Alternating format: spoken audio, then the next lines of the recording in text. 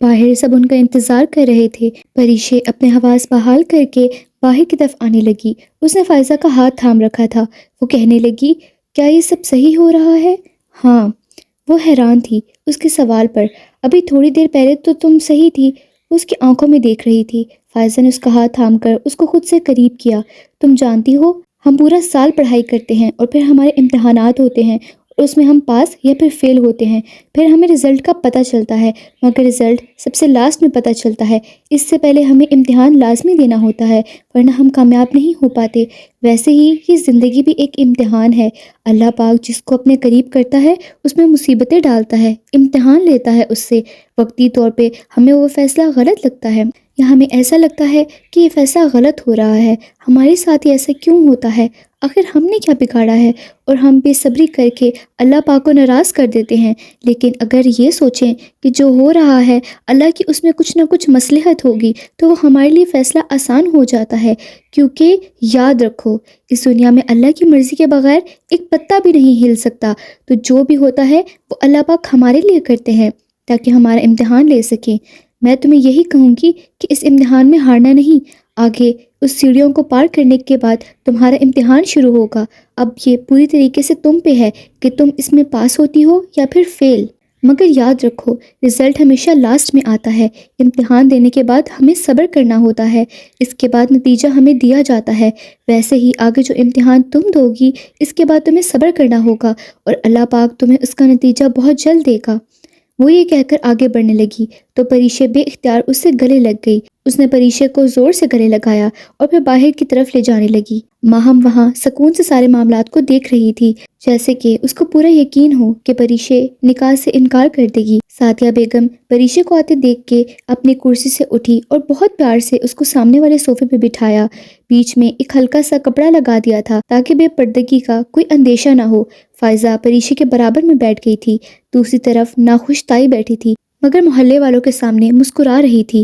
اسی پردے کی دوسری طرف برہان اپنی امی، سجاد اور کچھ لوگوں کے ساتھ بیٹھا ہوا تھا۔ برہان بے تاثر اپنی جوتیوں کی طرف دیکھ رہا تھا۔ وہ ایسا لگ رہا تھا جیسے کوئی مجسمہ بیٹھا ہو، بالکل سن۔ قاضی صاحب اب پڑھنا شروع کریں، سعدیہ بیگم نے زور سے اعلان کیا۔ سب لوگ سیدھے ہو کے بیٹھ گئے۔ ماہم کی مسکراہٹ مدھم ہوتی جا رہی تھی۔ اسے اس بات کا یقین تھا کہ وہ انکار کر دے گی، مگر پھر بھی اس کے دل میں شک اٹھ رہے تھے۔ مگر اسے یہ غلط فہمی بھی تھی کہ برہان منع کر دے گا، شاید ہو سکتا ہے کہ وہ بھی مجھے پسند کرتا ہو مگر بتا نہ پا رہا ہو۔ وہ اپنی ہی سوچوں میں گم تھی کہ قاضی نے اپنے الفاظ بولنا شروع کیے۔ پریشے آنکھیں نیچے کی اپنے ہاتھوں کو دیکھ رہی تھی۔ قاضی نے جب پڑھنا شروع کیا تو برہان کی طرف متوجہ ہوا۔ برہان کو سوچوں میں گم پا کر سعدیہ بیگم نے اس کا ہاتھ اپنے ہاتھ میں لے کے بہت امید سے کہا، مجھے تم پہ فخر ہے، مجھے کوئی افسوس نہیں ہے جو تم نے کیا۔ مجھے اس بات کی خوشی ہے کہ تم کسی کو بچانے کے لیے اسے اپنی زندگی کا حصہ بنانے والے ہو۔ وہ بے تاثر چہرہ لیے سعدیہ بیگم کو دیکھ رہا تھا کہ قاضی کے الفاظ اس کے کانوں میں گونجے، سید برہان احمد شاہ ولد سید احمد شاہ، آپ کا نکاح پریشے صدیق ولد صدیق حسین کے ساتھ باعوض 2 لاکھ روپے حق مہر سکہ رائج الوقت کیا جا رہا ہے، کیا آپ کو قبول ہے؟ قاضی نے اپنے الفاظ ختم کیے تو سب برہان کی طرف متوجہ ہوئے۔ صحن میں خاموشی تھی۔ پریشے کے پیچھے ماہم امید کے ساتھ برہان کو دیکھ رہی تھی۔ سب کو اپنی طرف متوجہ پا کر اس نے اپنی آنکھیں اوپر کی، سامنے پردے کے اس پار بیٹھی لڑکی جس کا عکس اسے ہلکا سا نظر آ رہا تھا اس کو دیکھا، پھر ایک نظر اس نے سعدیہ بیگم پر ڈالی۔ چند دیر کی خاموشی کے بعد اس نے الفاظ ادا کیے، قبول ہے۔ اسی وقت کسی کا دل بند ہونے کو آ گیا، کسی کے چہرے پہ مسکراہٹ سجی تو کسی نے بوجھ اترنے پہ اللہ کا شکر ادا کیا۔ قاضی نے اپنے الفاظ پھر سے دہرائے۔ اس نے دونوں بار ایک ہی جواب دیا، قبول ہے، قبول ہے اور قبول ہے۔ سعدیہ بیگم اور سجاد کے چہرے پہ جو مسکراہٹ تھی وہ دیکھ رہا تھا۔ سامنے کھڑی لڑکی جس کی آنکھوں سے موتیوں کی طرح آنسو کی لڑیاں بہہ رہی تھی وہ بھی براہ راست دیکھ رہا تھا۔ اس کے بعد قاضی پریشے کی طرف متوجہ ہوا، شروع کریں؟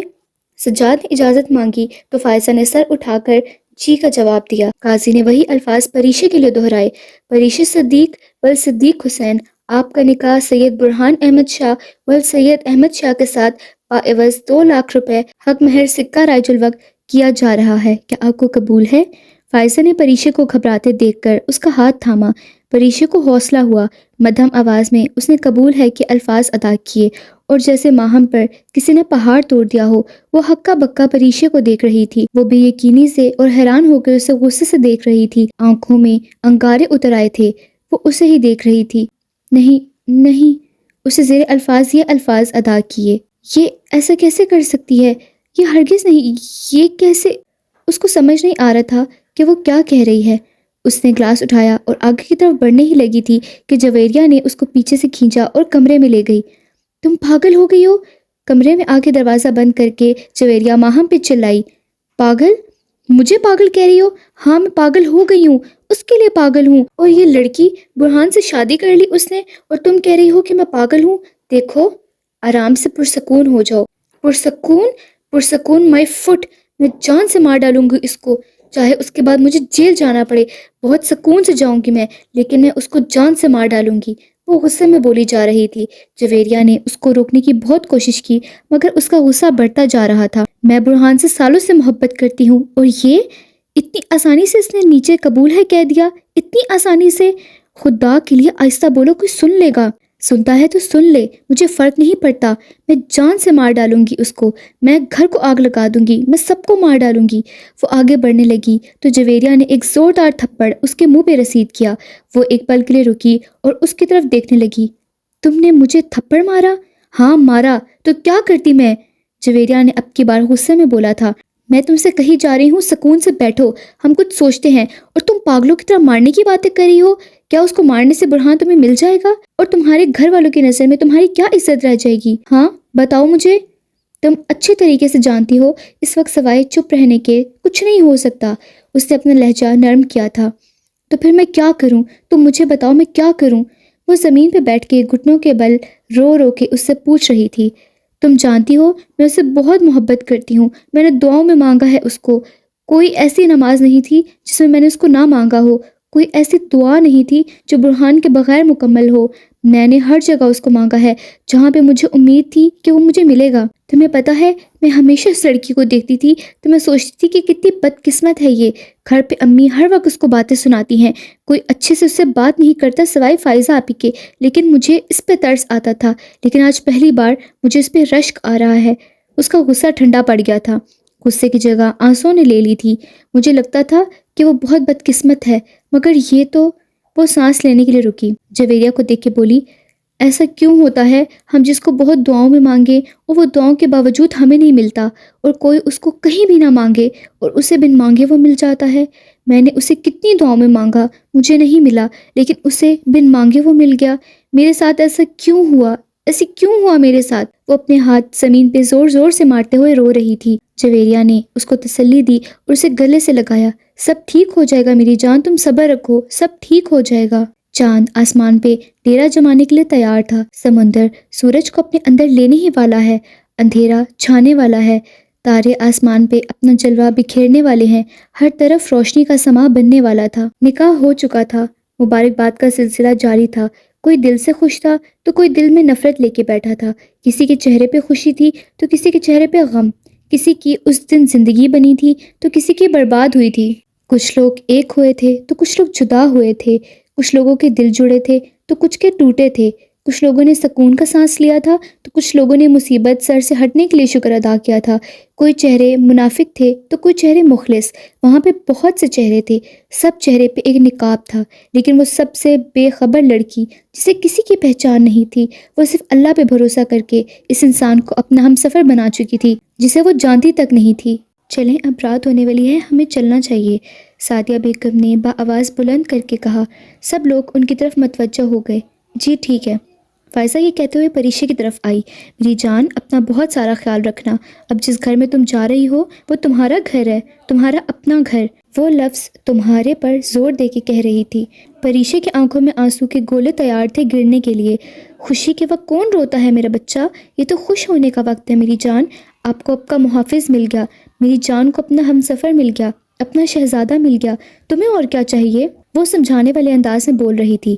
پریشے کچھ دیر ان کا چہرہ دیکھتی رہی، پھر بولی تو صرف اتنا، اللہ میرے ساتھ ہے، وہ میرے ساتھ کبھی برا نہیں ہونے دے گا، مجھے اس چیز کا پتہ ہے، اور میں نے جو بھی کیا ہے اپنے اللہ پہ بھروسہ رکھ کے کیا ہے۔ آپ جانتی ہیں میں اللہ کے بعد اگر کسی پہ سب سے زیادہ بھروسہ کرتی ہوں تو وہ آپ ہیں۔ مجھے پتہ ہے کہ میرے لیے سب برا سوچ سکتے ہیں، لیکن میری فائزہ آپ بالکل نہیں سوچ سکتی۔ فائزہ نے زور سے اسے گلے لگایا اور رونے لگی۔ میں نے تمہیں ہمیشہ بچوں کی طرح پالا ہے، تم میرے لیے ایک چھوٹی سی بچی ہی ہو، اور مجھے بہت خوشی ہے کہ تم اپنے گھر کی ہو گئی ہو۔ سعدیہ بیگم بہت اچھی عورت ہے، وہ تمہارا بہت خیال رکھیں گی۔ تم نے دیکھا نہیں مگر میں نے ضرور دیکھا ہے کہ ان کی آنکھوں میں تمہارے لیے چاہت تھی، اور انشاءاللہ مجھے پورا یقین ہے کہ تم اپنی اسی عادت سے برہان کے دل میں بھی بہت جلد جگہ بنا لو گی۔ یاد رکھنا کبھی ہمت مت ہارنا، نہ کبھی مایوس ہو جانا۔ کسی بات کا بھی برا لگے، کسی سے شکایت بھی ہو تو سب چیزیں اللہ کو بتانا، بے شک وہ سننے والا ہے اور وہ تمہاری مدد ضرور کرے گا۔ اور صبر ہمیشہ رکھنا، کیونکہ اگر تم نے صبر نہ کیا تو جو تمہیں ملنے والا ہوگا وہ بھی نہیں ملے گا، اور اللہ ہمیشہ صابروں کے ساتھ ہوتا ہے۔ وہ یہ کہہ کے پریشے کو آگے کی طرف لے کے جانے لگی۔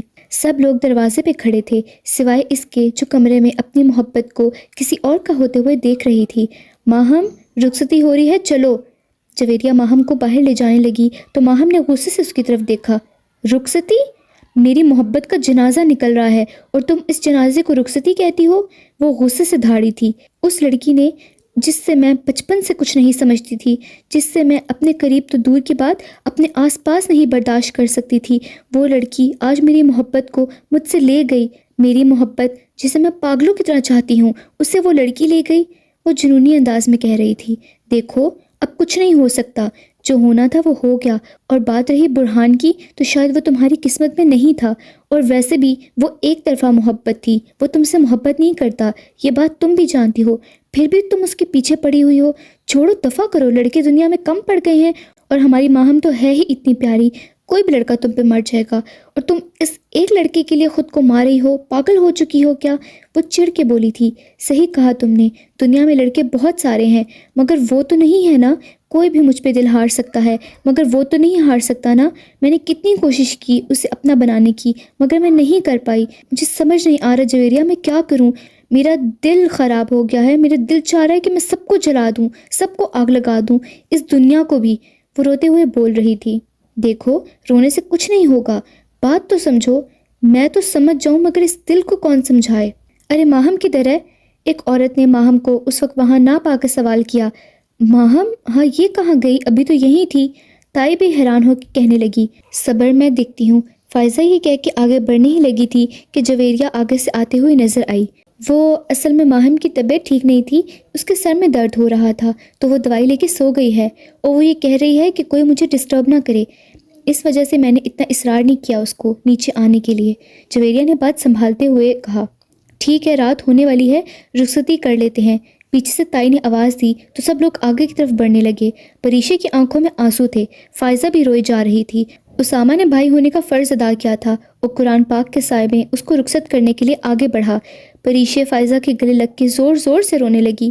تائی نے رسمی طور پہ ان لوگوں کو دکھانے کے لیے پریشے کے سر پہ ہاتھ رکھ کے خوش رہو ہمیشہ کہہ کے سر سے ہاتھ ہٹایا۔ اچانک سے پریشے کے کانوں میں جب یہ الفاظ گونجے تو آنکھوں میں آنسو بھر آئے۔ فائزہ سعدیہ بیگم کو قریب آ کر کہنے لگی، آپ خیال رکھیے گا، یہ تھوڑی معصوم ہے، اس کو لوگوں کی اتنی پہچان نہیں ہے، مگر کبھی غلطی ہو جائے تو اسے معاف کر دیجیے گا۔ وہ التجائی انداز میں کہہ رہی تھی، بیٹا مجھے ہمیشہ اپنی بیٹی کی خواہش تھی اور پریشے کے روپ میں مجھے ایک بیٹی مل رہی ہے تو میں اس کا خیال کیوں نہیں رکھوں گی؟ تمہیں کہنے کی ضرورت نہیں ہے، میں بیٹیوں سے بڑھ کے اس کا خیال رکھوں گی۔ میں یہاں سے اس کو بہو بنا کے نہیں بیٹی بنا کے لے کے جا رہی ہوں، اور میں ہمیشہ اس کو بیٹی بنا کے رکھوں گی۔ ان کی باتوں میں یقین تھا جو فائزہ نے بھی محسوس کیا تھا۔ سب باہر کی طرف جانے لگے۔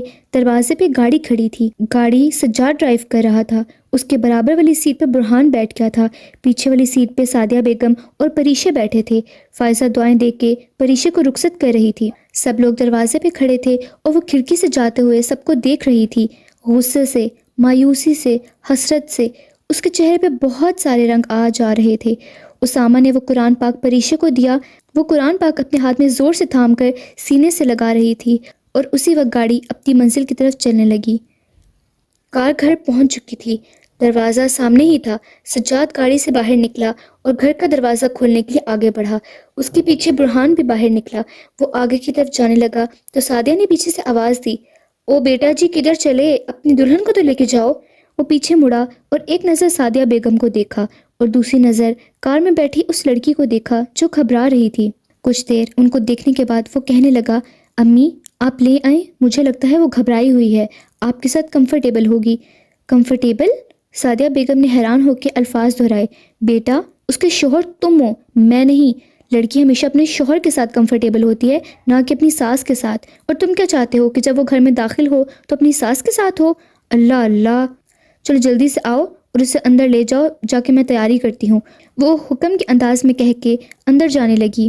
وہ وہیں کھڑا رہ گیا، کچھ دیر وہیں کھڑا رہا، پھر آگے ہاتھ بڑھا کے گاڑی کا دروازہ کھولا۔ اسے سمجھ نہیں آ رہا تھا کہ اسے کیا کرنا چاہیے۔ دروازہ کھول کے وہ کہنے لگا، باہر آ جاؤ، یہ سامنے ہی گھر ہے، یہاں پہ چلنا ہے۔ اس کے یہ الفاظ اس کے کان میں جب پڑے تو وہ برہان کی طرف نظر گھمائیں اور جیسے آنکھوں ہی آنکھوں میں کہنا چاہ رہی ہو کہ اندھی نہیں ہوں میں، مجھے بھی پتا ہے کہ یہ گھر ہے، مگر منہ سے کچھ نہ بولی، بس سر ہاں میں ہلایا۔ برہان نے باہر نکلنے کا اشارہ کیا تو وہ باہر آنے ہی لگی تھی کہ اس کا لہنگا گاڑی کے دروازے میں پھنس گیا۔ میرا لہنگا! اچانک سے اس نے یہ آواز لگائی تو برہان نے نیچے دیکھا تو اس کا لہنگا دروازے میں پھنس چکا تھا۔ اس کا لہنگا نکالنے کی کوشش کرنے لگا برہان، لیکن وہ نکلنے کا نام ہی نہیں لے رہا تھا۔ اس نے زور لگایا تو ایک دم لہنگا دروازے سے الگ ہوا۔ اس کے ساتھ پریشے کی ایک چیخ بھی ساتھ میں جاری ہوئی تھی، میرا لہنگا پھٹ گیا! اتنے زور سے کون کھینچتا ہے، آپ نے میرا لہنگا پھاڑ دیا۔ آپ جانتے ہیں یہ لہنگا فائزہ آپی کا تھا جو انہوں نے اپنی شادی پہ لیا تھا، اور آپ نے اسے پھاڑ دیا، کتنے برے ہیں آپ! اور ایک دم برہان کا منہ کھلا کا کھلا رہ گیا اور اس کو دیکھتا رہا۔ پریشے کی آنکھ میں آنسو بھرنے لگے اور وہ آگے کی طرف جانے لگی اور وہ پیچھے سے اسے جاتے ہوئے دیکھنے لگا۔ توبہ ہے، یہ لڑکی تو ویسے کچھ نہیں بولتی کسی کے سامنے، مگر میرے سامنے جب بھی بولتی ہے تو مجھے برس پڑتی ہے، مگر میرے سامنے جب بولتی ہے تو مجھ پہ تو برس ہی پڑتی ہے۔ چیزیں خود نہیں سنبھالی جاتی اس سے۔ اس نے بازار میں دوپٹہ پھنسا لیا، آج لہنگا پھنسا لیا، دونوں بار میں نے مدد کی تو مجھے ہی باتیں سنا رہی ہے۔ واہ، بھلائی کا تو زمانہ ہی نہیں رہا۔ وہ ناراضگی سے بول رہا تھا۔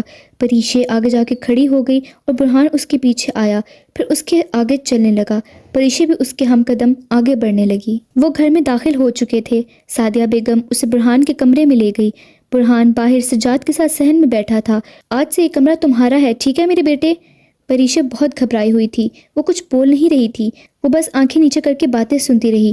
سعدیہ بیگم اس کے قریب آ کے بیٹھی اور اس کا ہاتھ اپنے ہاتھ میں لیا اور پھر بہت پیار سے سلاتے ہوئے کہنے لگی، آج سے میں تمہاری ماں ہوں، تم مجھے امی ہی کہنا۔ تم جانتی ہو برہان جب ہوا تھا میں اور برہان کے والد بہت خوش تھے، لیکن ہمیں بیٹی چاہیے تھی۔ ایسا نہیں تھا کہ بیٹا نہیں چاہیے تھا، مگر برہان کے والد کو ہمیشہ بیٹیاں بہت پسند تھیں۔ ان کو لگتا تھا کہ بیٹیاں مشکل وقت میں ساتھ دینے والی ہوتی ہیں، مگر اللہ نے ہمیں بیٹا عطا فرمایا۔ میں مایوس نہیں ہوں، میرا برہان ماشاءاللہ بہت اچھا ہے اور میں بہت خوش ہوں، لیکن میری ہمیشہ خواہش تھی کہ کاش میری ایک بیٹی ہو۔ پھر میں برہان کی طرف دیکھتی تھی تو لگتا تھا کہ میری خواہش وہی پوری کرے گا، میں اس کی بیوی کا ہمیشہ بیٹیوں کی طرح خیال رکھوں گی۔ اور جب میں نے آج تمہیں دیکھا تو مجھے لگا کہ میری بیٹی مل گئی ہے مجھے، تم بہت پیاری ہو ماشاءاللہ۔ اللہ تمہارے نصیب اچھے کرے، اللہ تم دونوں کو ہمیشہ کے ساتھ خوش اور آباد رکھے۔ وہ اسے دعائیں دی جا رہی تھی اور وہ ان کی ایک لفظ پہ رک گئی، پیاری۔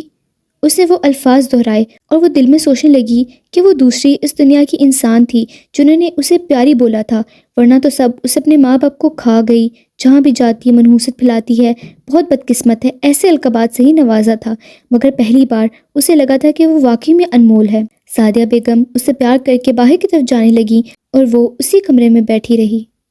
سجاد باہر صحن میں برہان کے ساتھ بیٹھا تھا۔ رات اتر چکی تھی، ہر طرف اندھیرا ہو چکا تھا، روشنیاں جل رہی تھی۔ ہائے میرے بھائی، تمہاری قسمت بھی کتنی اچھی نکلی، تمہاری شادی ہو گئی۔ مجھے تو لگتا ہے کہ جن لوگوں کو شادی کی خواہش نہیں ان کی شادیاں جلد ہو رہی ہیں، اور جن کو ہے وہ کوارے مر رہے ہیں۔ وہ افسوس سے بول رہا تھا اور اس کی ان الفاظوں پہ برہان گھور کے اسے دیکھنے لگا۔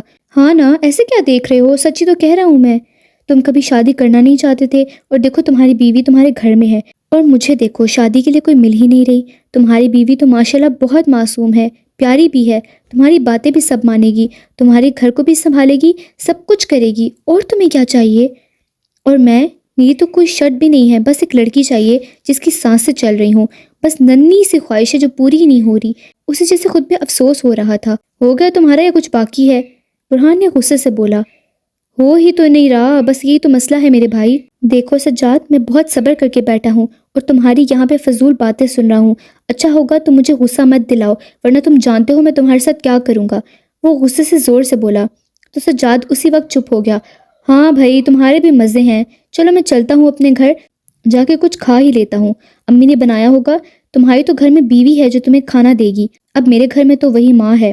ویسے سب کی ماؤں کو اپنے بیٹے کی شادی کی فکر ہوتی ہے، میری ماں دنیا کی واحد ماں ہے جسے کوئی فکر نہیں ہے۔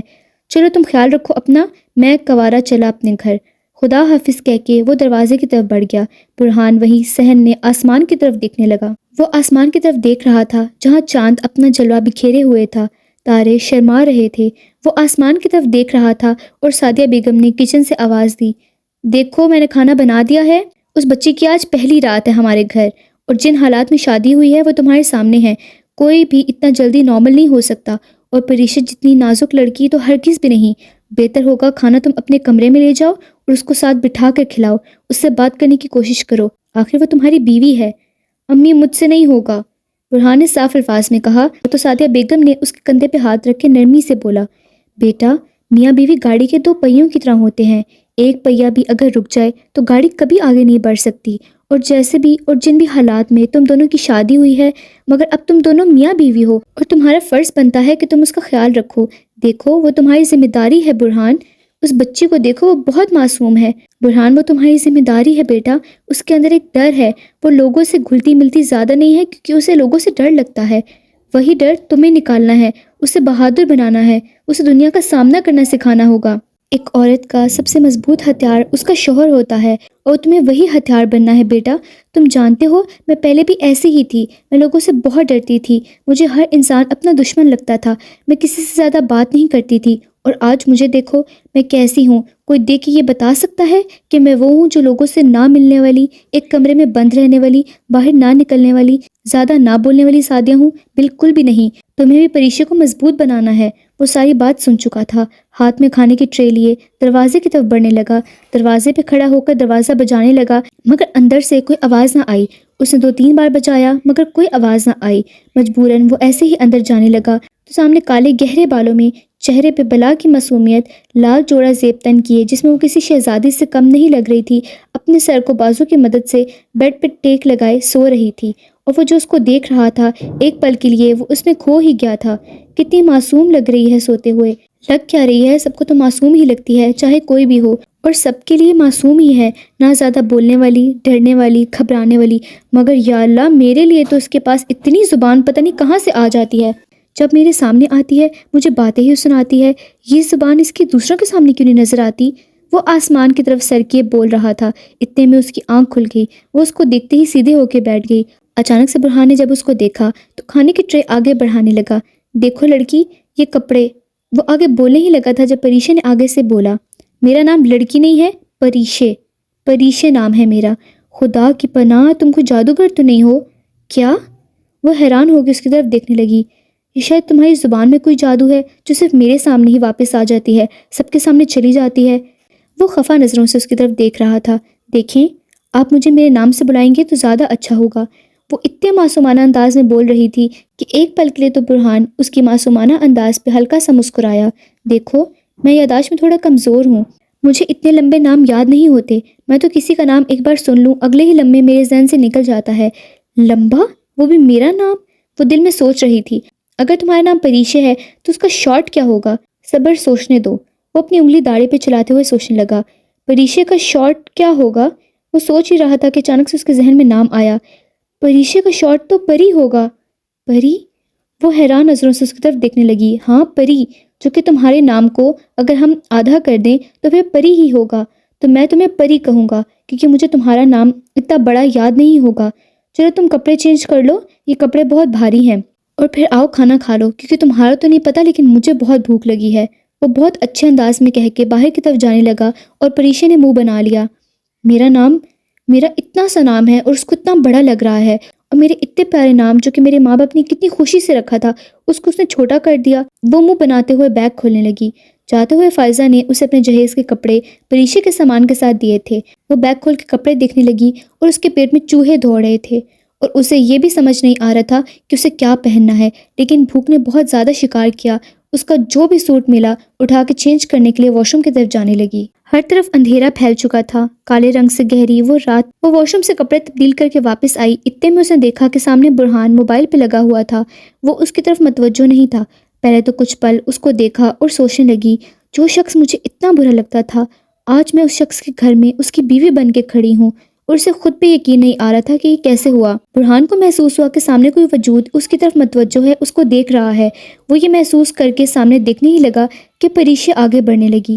پہلے اس نے اس کے کپڑے دیکھے، سرخ رنگ کا سوٹ پہنا ہوا تھا جو گھٹنوں سے نیچے تک آ رہا تھا، بال کمر تک تھے مگر سر پہ دوپٹہ تھا جس سے بال نمایاں نہیں تھے، مگر پھر بھی اس دوپٹے سے بال نظر آ رہے تھے کیونکہ وہ دوپٹہ بہت ہلکا تھا۔ وہ میک اپ نہیں کرتی تھی مگر اس کو فائزہ نے میک اپ کیا تھا، اب وہ میک اپ ہٹ چکا تھا اور برہان اس کے چہرے کو دیکھ رہا تھا۔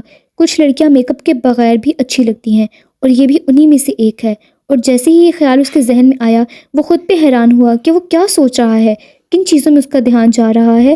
اس اپنے ذہن کو جھڑکا اور پھر سیدھا ہو کے بیٹھ گیا۔ آؤ کھانا کھا لو، وہ اس کو کہنے لگا۔ وہ چپ چاپ صوفے پہ بیٹھ گئی۔ برہان نے پلیٹ میں کھانا نکال کے اس کی طرف بڑھایا تو اسے چپ چاپ تھام لیا۔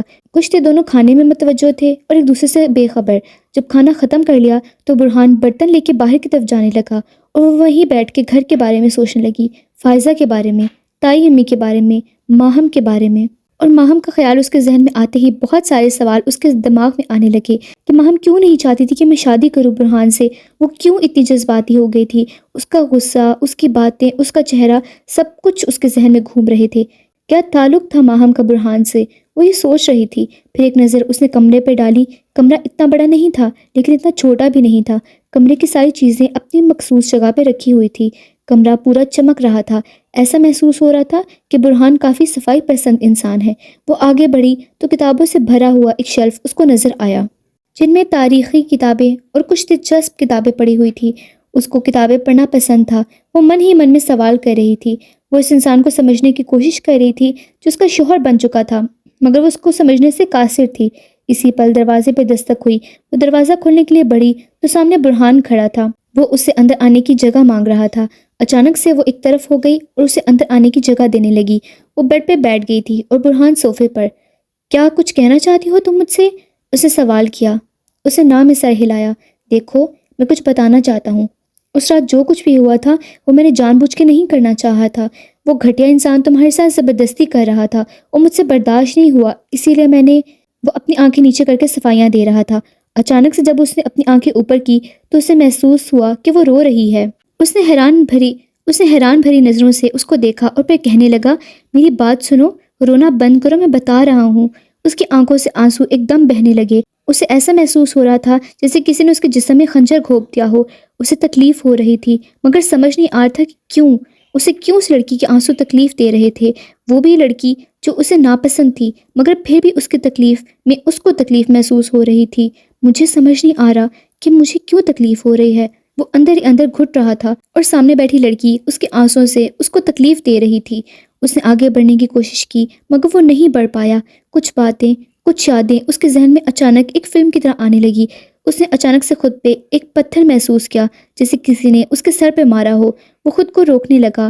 میں نہیں جا سکتا، میں نہیں روک سکتا، مجھے نہیں پتا مجھے تکلیف کیوں ہو رہی ہے، مگر میں چاہ کے بھی اس کو کسی کے آسرے پہ نہیں چھوڑ سکتا۔ آنسو تھم چکے تھے، اس نے رونا بند کر دیا تھا۔ وہ اب چپ کر چکی تھی اور وہ سامنے بیٹھے اس کو دیکھ رہا تھا۔ چلو اب رات ہو چکی ہے، تم سو جاؤ۔ اسے موضوع ہٹانے کے لیے یہی بہانہ ملا۔ اپنی حالت، اپنی کیفیت چھپانے کے لیے وہ یہی کہہ سکتا تھا۔ اس نے ہاں میں سر ہلایا اور سیدھی ہو گئی۔ تم بیڈ پہ سو جاؤ، میں یہیں صوفے پہ سوؤں گا۔ تو پریشا نے ہاں میں سر ہلا دیا، چادر اپنے اوپر لے لی۔ کچھ ہی دیر بعد وہ نیند کی وادیوں میں چلی گئی تھی جہاں سے وہ صبح سے پہلے تو واپس نہیں آنے والی تھی، اور وہ کچھ پل چھت کو دیکھتا رہا۔ پھر کروٹ موڑ کے اس کی نظر سامنے معصوم سے چہرے پر پڑی جو پرسکون نیند سوئی ہوئی تھی، تو اس دنیا سے بے نیاز ہو کر سکون کی نیند سوئی ہوئی تھی۔ اس کا چہرہ دیکھتا رہا، پھر کب اس پہ نیند کا غلبہ ہوا اسے پتہ ہی نہیں چلا۔ نہیں، ایسا نہیں کریں، خدا کے لیے ایسا نہیں کریں، مجھے چھوڑ کے مت جائیں، میں آپ کے بغیر کیسے رہوں گی، مت کریں خدا کے لیے۔ تم ہو میرے قاتل، تم نے مجھے مار دیا۔ نہیں، میں نے کچھ نہیں کیا، میں نے کسی کو نہیں مارا، میں نے کسی کو بھی نہیں، میں نے کچھ نہیں کیا۔ وہ زور سے چلانے لگا، تمہاری وجہ سے مری، تم نے مجھے مارا، تم ہو میرے قاتل، تم ہو میرے مجرم، تم بھی مرو گے، جسے تم نے مجھے مارا، تم بھی ایک دن مرو گے۔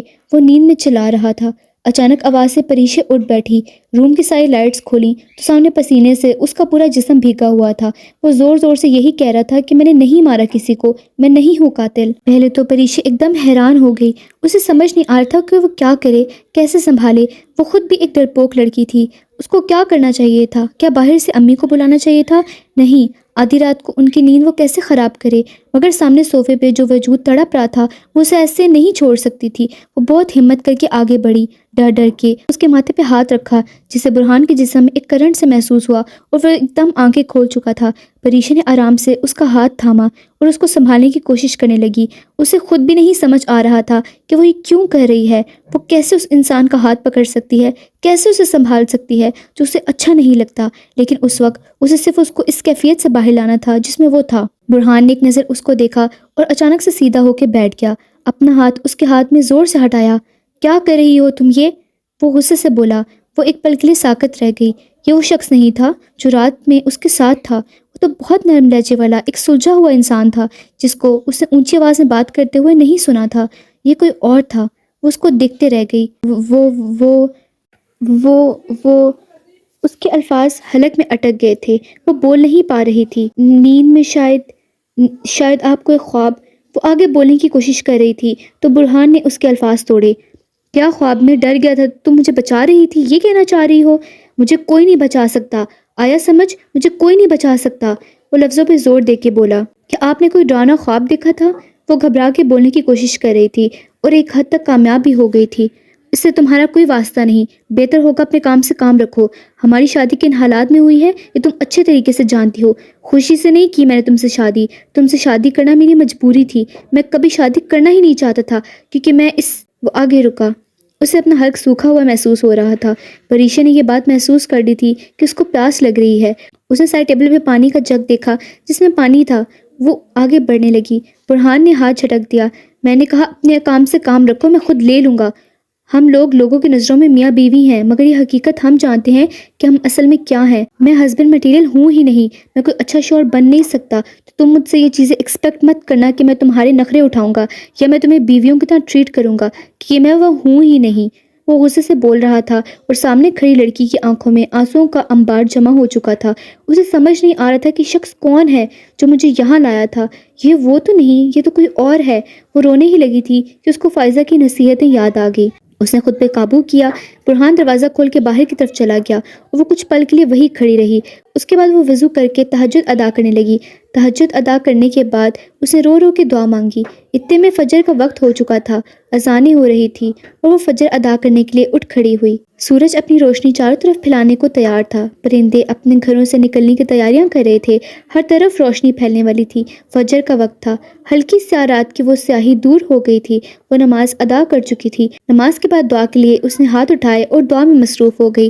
آج پہلی بار اس نے اپنے لیے دعائیں نہیں مانگی تھی، نہ اللہ سے کچھ شکایتیں کی تھی، بس وہ اس شخص کے لیے دعا مانگ رہی تھی کہ جو کچھ وقت پہلے اس کا ہوا وہ خود بھی نہیں جانتی تھی کہ وہ ایسا کیوں کر رہی ہے۔ وہ اس شخص کے لیے دعائیں کیوں مانگ رہی ہے جو اسے اپنی بیوی تک نہیں مانتا، اسے ایک مجبوری سمجھتا ہے، اسے کوئی اہمیت نہیں دیتا۔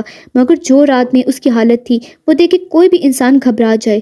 وہ شخص جو ایک چٹان جتنا تھا، نہ کسی سے ڈرنے والا نہ گھبرانے والا، اس شخص کو ایک بچوں کی طرح ڈرتے ہوئے، آنکھوں میں آنسو بھرتے ہوئے، پورا جسم کپ کپاتے ہوئے اسے دیکھا تھا۔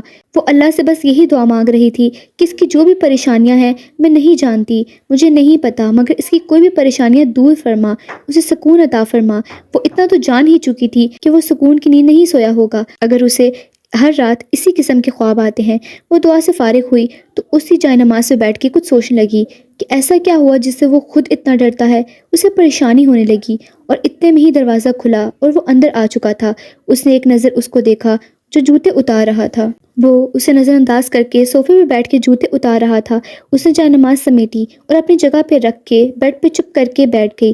اسے سمجھ نہیں آ رہا تھا کہ یہ شخص کیا ہے، کون ہے۔ یہ شخص کبھی اپنا لگنے لگتا ہے کہ شاید اس کے علاوہ کوئی اپنا ہے ہی نہیں، اور کبھی وہ شخص اتنا اجنبی ہو جاتا ہے جیسے اسے یاد نہیں رہتا کہ ہمارا رشتہ کیا ہے۔ کچھ پل وہ وہیں بیٹھے اپنے ہاتھوں کو دیکھتی رہی۔ وہ سیدھا ہو کے صوفے پہ لیٹ چکا تھا۔ ایک نظر اس نے اس کو دیکھا دونوں کی نظر آپس میں ملی۔ اگلے ہی پل اسے نظریں چرا لی۔ شاید وہ کچھ چھپانا چاہتا تھا، شاید اس کی آنکھوں میں کچھ اظہار تھا، کچھ باتیں تھی، کچھ یادیں تھی، لیکن وہ اس لڑکی پہ چیزیں ظاہر نہیں کرنا چاہتا تھا۔ دیکھو، میں نے تمہیں جو بھی کہا وہ صفائی پیش کرنا چاہتا تھا رات کے رویے کی۔ نہیں، میں سمجھ سکتی ہوں، پریشا نے آگے سے جواب دیا۔ وہ چپ ہو گیا۔ ٹھیک ہے، ابھی بہت صبح ہو رہی ہے، تم سو جاؤ، تھک گئی ہوگی۔ میں اسی سوالیہ انداز میں اس کو بولا، کیا ہم دونوں کے علاوہ کوئی اور بھی اس کمرے میں موجود ہے؟ اس نے بہت نرم انداز میں بولا، اور پریشا سے گھورنے لگی اور سوچنے لگی کہ اب یہ شخص کون ہے جو میرے سامنے ہے۔ دیکھو، تم مجھے ایسے مت گھورو، مجھے تم سے ڈر لگنے لگتا ہے، تم تو ایسے گھور رہی ہو جیسے مجھے کچا کھا جاؤ گی۔ وہ شرارتی انداز میں بولا، اور پریشا اپنی یادوں کے خیال سے باہر آئی اور اس کو بولنے لگی، میں نہیں سوتی، میں فجر کے ٹائم اٹھتی ہوں، اس کے بعد گھر کی صفائیاں کرنا اور گھر کے کام کاج کرنے میں لگ جاتی ہوں۔ ہمارے یہاں صبح ہی ناشتہ بن جاتا ہے کیونکہ اسامہ اور ماہم پڑھنے چلے جاتے ہیں۔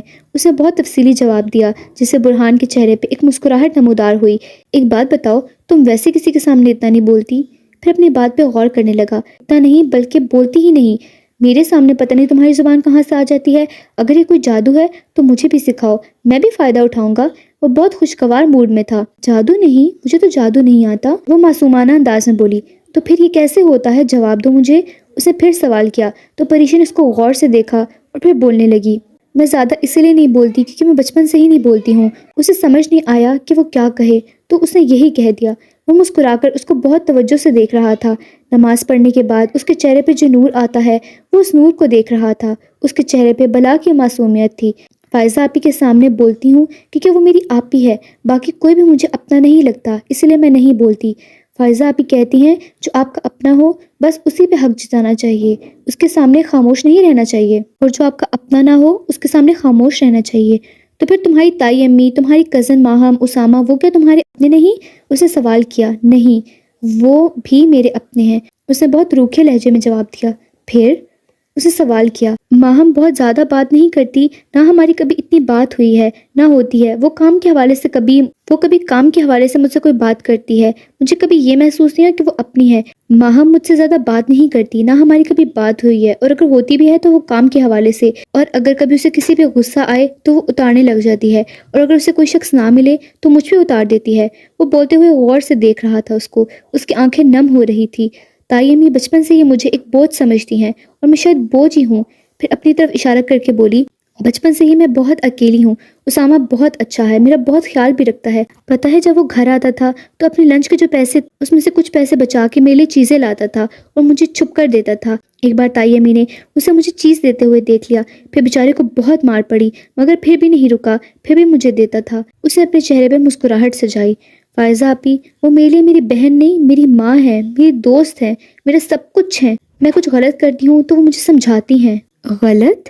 برہان نے اس کی طرف دیکھتے ہوئے سوالیہ انداز میں بولا، میں جب نماز پڑھتی ہوں تو اللہ سے بہت شکایتیں کرتی ہوں کہ میں کیوں پیدا ہوئی، اتنی بری کیوں ہوں، لوگ مجھ سے کیوں نفرت کرتے ہیں، مجھے اتنا بھلا بھلا کیوں کہتے ہیں، سب کے لیے میں اچھا سوچتی ہوں، پھر میرے ساتھ اچھا کیوں نہیں ہوتا، اور بھی بہت ساری باتیں وہ ہاتھوں سے اشارہ کرتے ہوئے بتا رہی تھی۔ لیکن وہ مجھے سمجھاتی ہیں کہ اللہ سب کا امتحان لیتا ہے، اللہ تو ہم سے بہت محبت کرتا ہے، اللہ ہمیں کسی وقت میں اکیلا نہیں چھوڑتا، اور مجھے میرے اللہ پہ پورا بھروسہ ہے کہ اللہ پاک مجھے کبھی نہیں چھوڑے گا، اگر یہ دنیا بھی مجھے چھوڑ دے وہ تب بھی میرا ساتھ نہیں چھوڑے گا۔ اور برہان نے اس سامنے بیٹھی لڑکی کو دیکھا جو بہت معصومیت سے اپنی ساری باتیں اسے بتا رہی تھی، اور بات رہی آپ کی، وہ اب اس پہ آ چکی تھی۔ شکر، برہان نے طنزیہ انداز میں شکر ادا کیا تو پریشا اسے گھور کے دیکھنے لگی۔ ایسا کیوں کہا آپ نے؟ اس نے بہت معصومانہ انداز میں پوچھا۔ کیونکہ تم ابھی بھی ان لوگوں کی لسٹ بتا رہی ہو، کون تمہارے ساتھ اچھا کرتا ہے، کون برا کرتا ہے، تو مجھے تجسس تھا کہ تمہارا میرے بارے میں کیا خیال ہے، تم فائنلی اب مجھ پہ آ چکی ہو۔ تو پھر برہان احمد، اپنے کانوں کو سنبھالو اور پریشا بی بی کی باتیں سنو۔ وہ ہنس کے بول رہا تھا۔ ایک پل کے لیے پریشا بھی سوچنے لگی کہ وہ اتنا کیوں بول رہی ہے، حالانکہ اس نے زندگی میں کبھی فائزہ کے علاوہ کسی سے اتنی بات نہیں کی تھی، مگر اسے بات کرنا اچھا لگ رہا تھا، اپنائیت محسوس ہو رہی تھی۔ آپ نے مجھے بچایا تھا، اگر آپ نہ ہوتے تو میرے ساتھ کیا ہو جاتا میں بھی نہیں جانتی۔ میری تائی امی مجھے گھر سے نکال رہی تھی، آپ کی امی مجھے یہاں لے کے آئی، آپ کو میں ابھی تک سمجھ نہیں پائی ہوں، اسے صاف انداز میں کہا۔ مگر میں آپ کو، وہ آگے بولتے ہوئے رکی۔ کیا آپ کو؟ اسے الفاظ دہرائے۔ سمجھنے کی کوشش کروں گی۔ برہان ایک پل کے لیے وہیں رہ گیا۔ کچھ دیر اس کمرے میں خاموشی رہی، اس کے بعد برہان بولا، ہماری پہلی ملاقات اس چھت پہ نہیں بلکہ اس بازار میں ہوئی تھی جہاں تم نے مجھے اچھی خاصی سنائی تھی۔ میں نے وہاں پہ تمہیں دیکھا تھا۔ سچ بولوں تو تم مجھے وہاں مغرور، احمق اور بیوقوف لڑکی لگی تھی۔ احمق اور بیوقوف تو صحیح ہے، مگر مغرور؟ وہ دل میں سوچنے لگی۔ اس کے اگلے ہی پل اس کے دل میں ایک اور خیال آیا کہ میں بیوقوف ہوں؟ احمق؟ احمق کا مطلب ہوتا ہے پاگل۔ اس کو میں پاگل لگتی ہوں؟ لیکن وہ منہ سے کچھ نہ بولی، چپ کر کے اس کو سنتی رہی۔ اس کے بعد میں وہاں اس چھت پہ تمہیں دیکھا، وہاں تم مجھے پوری الگ ایک لڑکی لگی۔ تم وہ نہیں تھی جو مجھے وہاں پہ ملی تھی۔ اس کے بعد جو ہوا وہ تو تم جانتی ہو۔ اس سے مختصر سی بات کی کیونکہ اسے پریشے کی طرح تفصیل سے بات کرنا نہیں آتا تھا۔ اور ہاں، تم اکیلی نہیں ہو، آیا سمجھ؟ ہاں، میں اکیلی نہیں ہوں، اسے سامنے سے جواب دیا تو برہان اس کو حیرانگی سے دیکھنے لگا، پھر شرارت سے سوال کیا، تو کون ہے تمہارے ساتھ؟ اللہ۔ اللہ میرے ساتھ ہے، میں کیوں اکیلی ہوں؟ برہان تو اس کو دیکھتا رہ گیا اور دل میں سوچنے لگا کہ کسی کو پہچانوں یا نہ پہچانوں، اس کو تو بہت صحیح سے پہچان گیا ہوں۔ مطلب اللہ تو ہے تمہارے ساتھ، مگر ظاہری طور پہ کون ہے تمہارے ساتھ؟ ظاہری؟ پریشا نے حیران ہو کے الفاظ دہرائے تو برہان نے اپنے ہاتھوں کو ماتھے پہ رکھ لیا اور بولا، رہنے دو، میں بھی کس سے پوچھ رہا ہوں۔ اور ہاں، تمہاری آنکھوں میں یہ پانی اچھا نہیں لگتا، ویسے بھی پاکستان میں پانی کی کمی ہو رہی ہے، وہاں پہ یہ پانی دے دو، پیسے بھی مل جائیں گے، اور اگر فری میں دے رہی ہو تو ثواب بھی مل جائے گا، دنیا اور آخرت دونوں تمہارے لیے بہتر ہوں گی۔ اس نے ہنس کے یہ بات بولی۔ پریشے غصے سے اسے دیکھنے لگی۔ اور ہاں، کسی عقل مند انسان نے کہا تھا کہ کسی بیوقوف انسان سے بحث نہیں کرنی چاہیے۔ اگر وہ بولے میں نے آسمان میں انسان اڑتے ہوئے دیکھے ہیں تو سامنے سے بول دو کہ ہاں میں نے بھی دیکھے ہیں، سمپل۔ وہی کہہ کے صوفے پہ سر رکھ کے آنکھیں بند کر چکا تھا اور پریشا سوچنے لگی کہ یہ کیا کہہ رہا ہے، پر کس کو کہہ رہا تھا، اسے کچھ سمجھ نہیں آ رہی تھی۔ اگلے ہی پل وہ بھی چادر اپنے اوپر لیے لیٹ گئی تھی۔ آج کے ناول کی قسط صرف یہیں تک تھی۔ اگر آپ کو ناول اچھا لگا ہو تو ہمارے چینل کو لائک اور سبسکرائب لازمی کیجیے گا، اور بیل کے آئیکن پہ بھی لازمی کلک کیجیے گا، اور کمنٹ کرنا مت بھولیے گا۔ اللہ حافظ۔